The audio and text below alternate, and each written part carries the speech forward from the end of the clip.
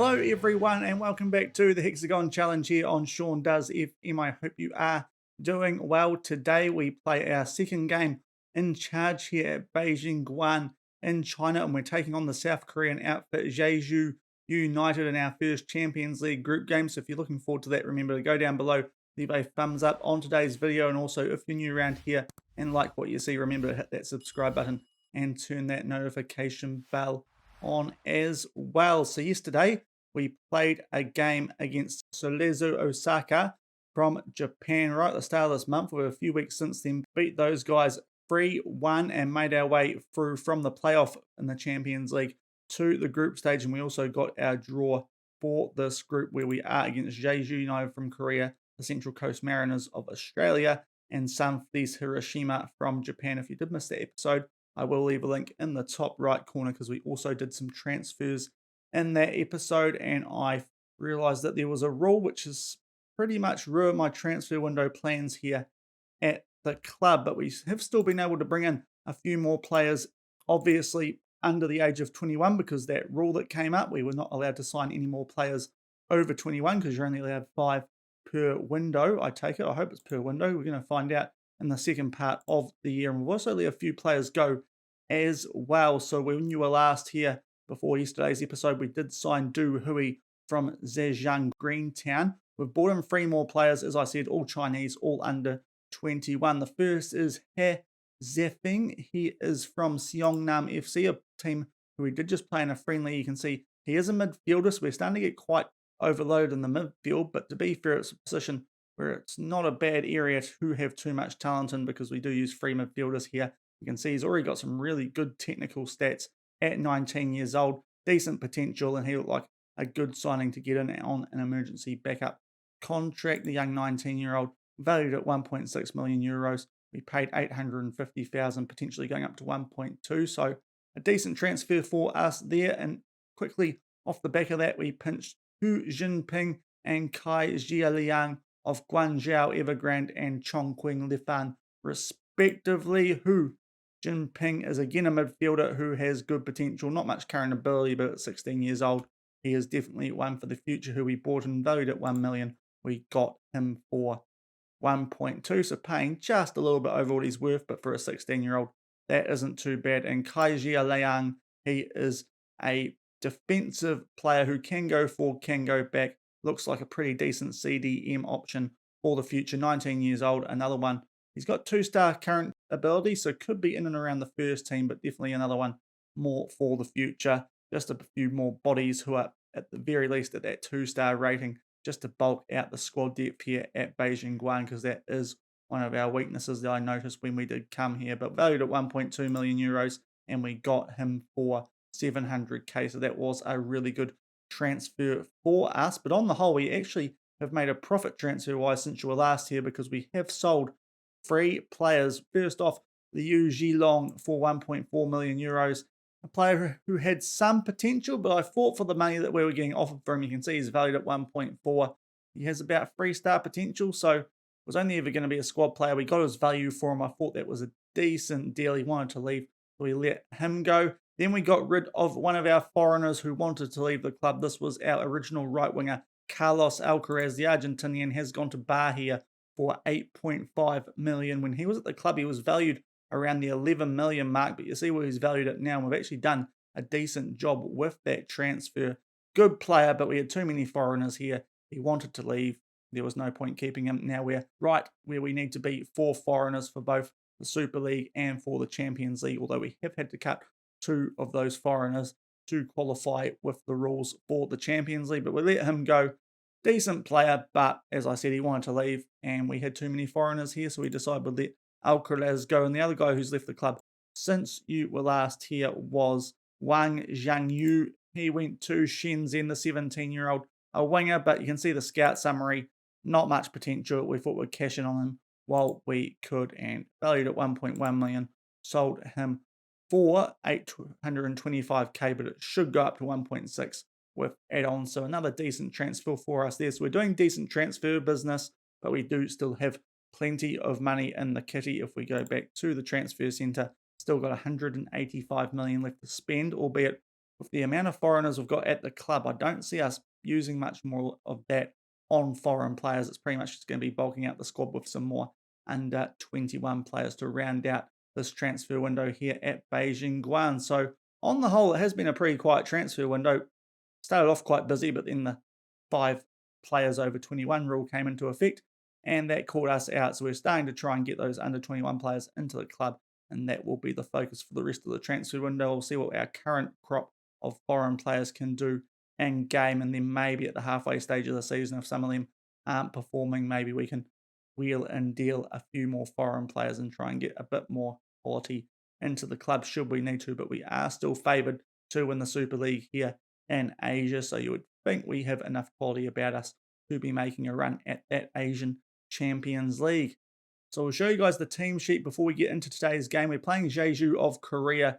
Being new to Asia, we don't have much of an idea about the players here anyway. I know Jeju are from a playable league, so they will be decent, but we don't have much of an idea about which players are going to be in their squad. So we'll only give you guys a quick run through of that before the game. I'll get into more depth in the team sheet for us here anyway. We've re-registered some players, the foreigners who miss out, because we were able to re-register players since yesterday's episode for the group stage of the Champions League, which was nice because if you saw that episode, you would have noticed that we were very, very different to this. We had a lot more holes in our lineup. It's looking a bit better now. The likes of Kang Jun-min, Soleil at the back is in there, Joe Willock, as well as another player who's come into this first team, and it has meant that we can put He Zhao Qing up to DM, which is the role that I wanted to use him. So on the whole, we're looking a lot stronger for this group stage of the Champions League. If we go down, a couple of players unregistered. The key omissions for us was Matthias Svanberg, our former captain, at least he was when we got to the club. It is now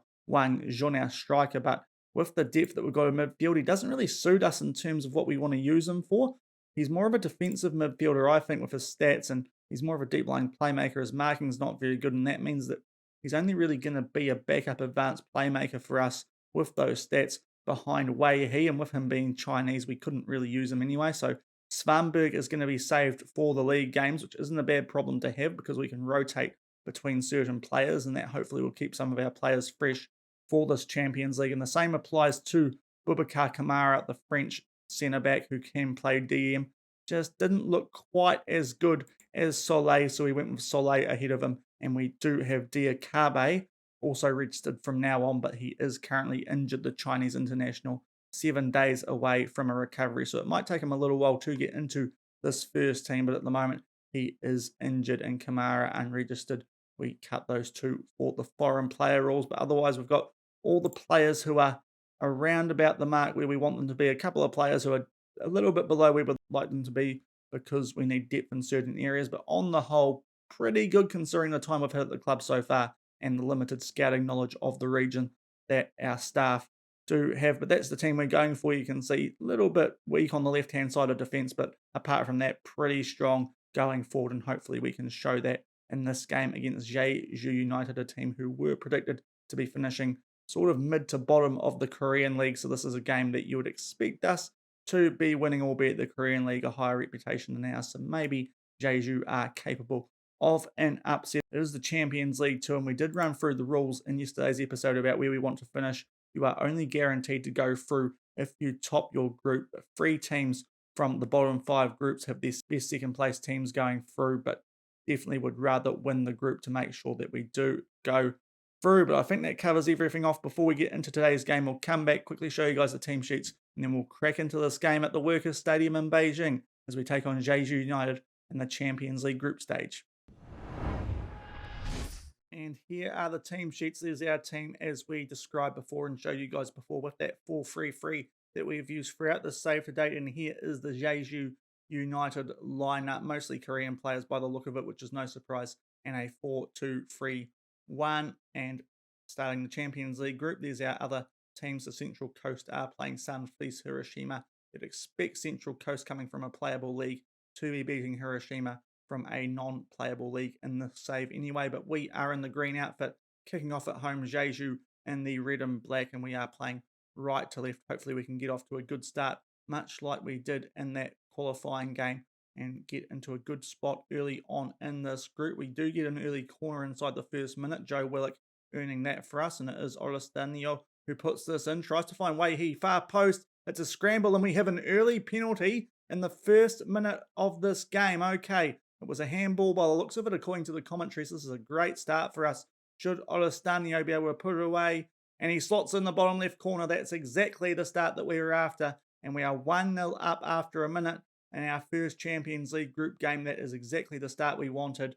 Settle down the nerves and get on the score sheet early, giving us a penalty from the first corner, slotting it away nicely. The goalkeeper can't reach it. And we're 1-0 up after a minute. 3 minutes gone here. We have a free kick. It's headed by, I'm not sure who headed that, but the goalkeeper was forced into a good save there. Now Zhao Qing outside the box goes out to Huang. Tries to find Oristanio, but he heads over the bar. A good chance, but we're looking dangerous early. 1-0 after 5 minutes. 12 minutes gone here, still 1-0, and we have a throw-in in a good area of the pitch. We nearly lose possession, but Oristanio plays the ball across, but it is a poor pass. We give possession back, although it's very messy there from Jeju, and Zhao Qing tidies things up for us. Our preferred defensive midfielder now, Joe Willock into Wang Hun. Wei He with a shot from outside the box, and that's a thunderbolt into the bottom right corner. And just like that, we are 2-0 up after 12 minutes. A really good start from our boys in this Champions League group stage, picking off where we left off yesterday. Joe Willock cutting inside, driving towards the box. Hun back to Hay, long shot, and it's too powerful for the goalkeeper into that right-hand corner. And just like that, 2-0 early in this first half. 19 minutes gone. We have picked up a yellow card for Wang Yun, but hopefully that won't have too much impact with him being a striker. But we're on the counter-attack after a poor clearance from the Jeju goalkeeper. And Oristanio gets our third. It was Wang Hun on that yellow, just heading that down for him. And after getting a penalty early on, he now makes it a double. And we're 3-0 up after 20 minutes. This is a really good start from our guys coming out swinging today. It was the Korean right back, Kang Young Min, who put a ball forward for Willock. You can see Yun just heading that down. Might have been trying to find Anderson, but Oristanio bobbed up, put that in the bottom right corner, and it's 3-0 at the 20-minute mark. 36 minutes gone. We were on the attack. It is cleared away from Jeju, but we do get it back fairly shortly after that. Now Willock does his man there, gets random on the right-hand side. Inside the box, puts one across for Anderson, has a shot, but it's just wide. Good chance created, but still 3-0 as we get close to the halftime. 41 minutes gone. Jeju inside their own half, but they do have a throw in which they keep possession from, and the South Korean side look to get something going. 3-0 down, so they will need to get it going quickly, although they lose possession there with a poor pass. And Yao Kui can intercept that for us, and we now look to consolidate possession. Soleil at the back, making his way forward, just knocking it about amongst the defenders. A long ball played forward there for Wang Yun, and now Anderson makes his way forward. Good tackle there from Hyeon Wook. And now Lee down the right-hand side as they get to go look to get something going here to Jeju. Now Dongmin out to Jaehorn. And they play it forward. Hyeon Wook on the right-hand side. Puts the ball across. Wei He tries to intercept it. Kyu Chan outside the box. They have a couple of cracks here in the second one. Shot from Young Ho forces a good save out of Junji there. So they nearly got one back on us there, but it does remain 3-0 as we get close to the halftime. They have this corner, put it in deep. We hit it away from Soleil. Anderson has a good chance here for us on the counter attack, and we might have a chance to make it 4 before halftime. Looking to get around his man, does. Inside the box, puts one across, trying to find a teammate, but it's cut out by Jeju. And now they're on the counter attack through Ki Hwan, and he makes his way down that left-hand wing. So end-to-end stuff here late in the first half. We do intercept it, and it does remain 3-0 as we get closer to halftime. And indeed, that is halftime. A really good half from us there. You can look at the stats. We've been really dominant. Lots of shots, lots on target compared to the opposition. Just overdoing our XG, which is nice to see.